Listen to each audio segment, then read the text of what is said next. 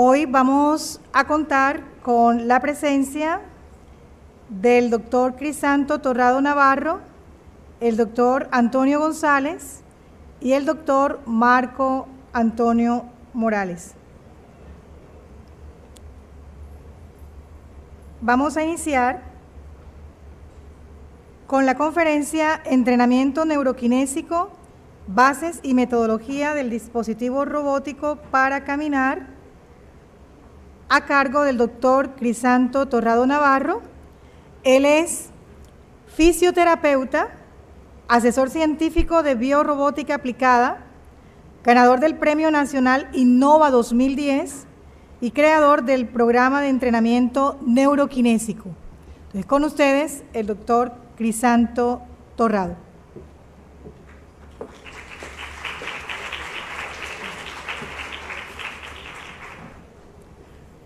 Muy buenos días.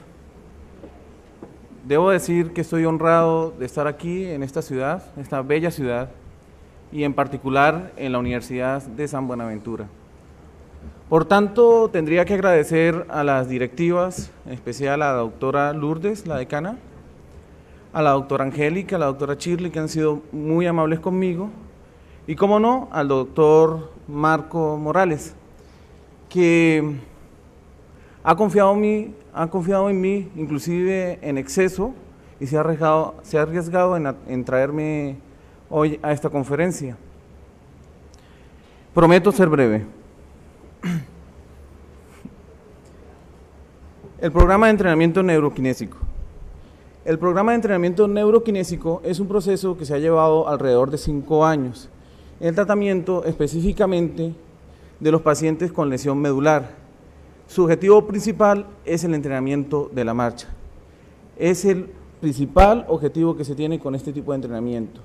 Hace 2 años se pudo materializar la propuesta más importante que se tenía con el programa, que era crear el aporte tecnológico necesario para sustentar la base neurofisiológica con la cual se basa el programa, que ha sido pues la asistencia robótica, la asistencia por medio de algunos mecanismos, de algunos aparatos mecánicos que van muy de la mano con la evidencia científica que se ha sustentado para hablar sobre la neuroplasticidad basada en la actividad física.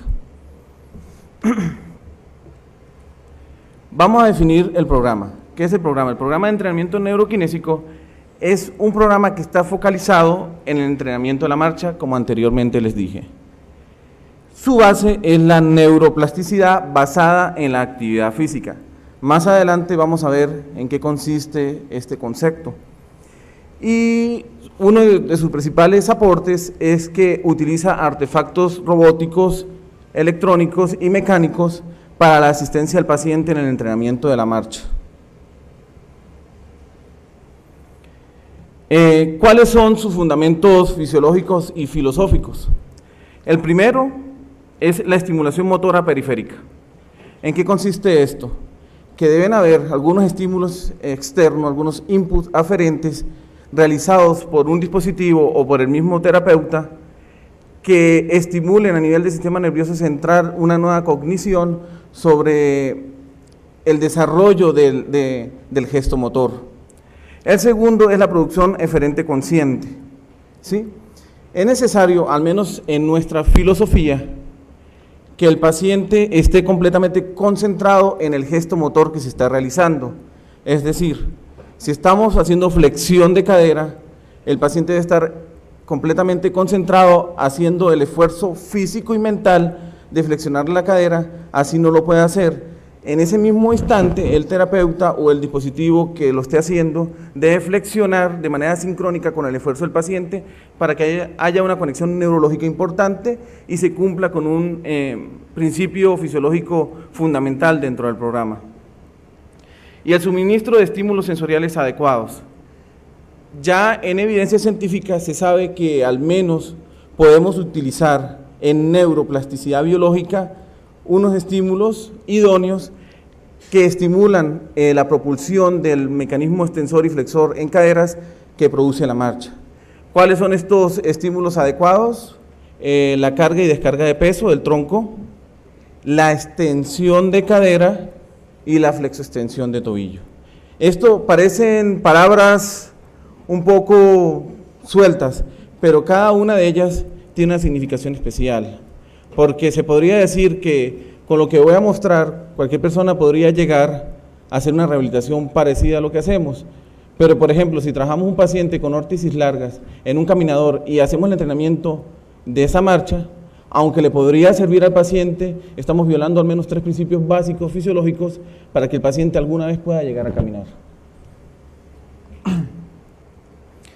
Esto es un cuadro modificado de Gómez Fernández, un neurocientífico cubano radicado en México, que habla sobre la cascada de producción de la lesión y la posible etapas de recuperación espontánea y relativa en un paciente. Nosotros sabemos que según el modelo actual de rehabilitación en lesión medular, siempre se produce un daño, después del daño se produce una disfunción, y de la disfunción solamente se dice que el paciente podría recuperar algunas de sus cualidades fisiocinéticas si hay una absorción espontánea del edema, una reabsorción de los tejidos que están dañados. Además de esto, que de alguna manera, de forma espontánea y natural, se abran nuevamente los conductos de irrigación sanguínea hacia la parte isquémica o traumatizada. Entonces tenemos pacientes que son casi el 10% de todos los lesionados medulares, que después de 3 o 4 meses logran caminar sin mayor entrenamiento, y esto es porque su lesión no es muy grave. Por lo general es por vibración y no afecta completamente la estructura tisular de la médula espinal como tal. Pero a nosotros sí nos interesa esto porque son los pacientes que se podrían recuperar rápidamente. Pero nos interesa más como fisioterapeutas y como rehabilitadores en el área de neurorehabilitación la recuperación a largo plazo, que se podría dar en meses, en semanas o en años. Ahí estaría mediada por la activación de los mecanismos plásticos. Anteriormente se debatía si realmente había ese proceso de plasticidad biológica a nivel del sistema nervioso. Ahora no hace parte del debate, es algo completamente confirmado por la ciencia básica al menos, ¿cierto? En este campo, en el campo de la recuperación a largo plazo, es donde el entrenamiento neuroquinésico y el nuevo enfoque de rehabilitación está haciendo sus mayores esfuerzos. ¿Qué es la neuroplasticidad? La plasticidad neuronal es la propiedad del sistema nervioso central de modificar su funcionamiento y reorganizarse en compensación ante cambios ambientales o lesiones. Como el doctor Marco ayer mencionaba, la neuroplasticidad no es algo que se pueda denominar como algo bueno o malo. Depende mucho de los estímulos que podamos realizar con respecto a este concepto.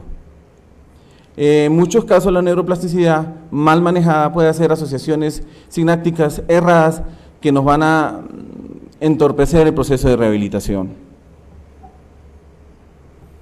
Entonces, no solamente en neuroplasticidad se habla de plasticidad basada o dependiente de la actividad física, también se habla de la plasticidad sináptica y de la regeneración axonal. Son procesos que también tienen campo dentro de la neurociencia, pero que están más basados en el estudio de células madres y algunos fármacos que parecen estimular las nuevas conexiones sinápticas a nivel del sistema nervioso central. Lo que nos interesa a nosotros, la neuroplasticidad dependiente de la actividad física. Existe un gran número de investigaciones que han demostrado que este tipo de neuroplasticidad sí se produce a nivel natural. Este estudio que tenemos acá, de Edgerton, del 2004, hace una aportación importante sobre una revisión sistemática sobre el gran papel reintegrador de la actividad física idónea en pacientes que puedan llegar a recuperar su movilidad y que están en una situación de discapacidad por una lesión medular. conversión de los modelos de atención, Entonces, tenemos el entrenamiento para compensar lo perdido, que es el modelo compensatorio, y es el modelo que actualmente tenemos. ¿En qué consiste este modelo? Todo lo podríamos decir, ¿cierto? En el mejor de los casos, estamos trabajando en un paciente que se evalúa según las actividades motoras que aún tiene. Se trabaja sobre control voluntario, por el control motor voluntario que aún tiene el paciente, y se evalúa fuerza, equilibrio,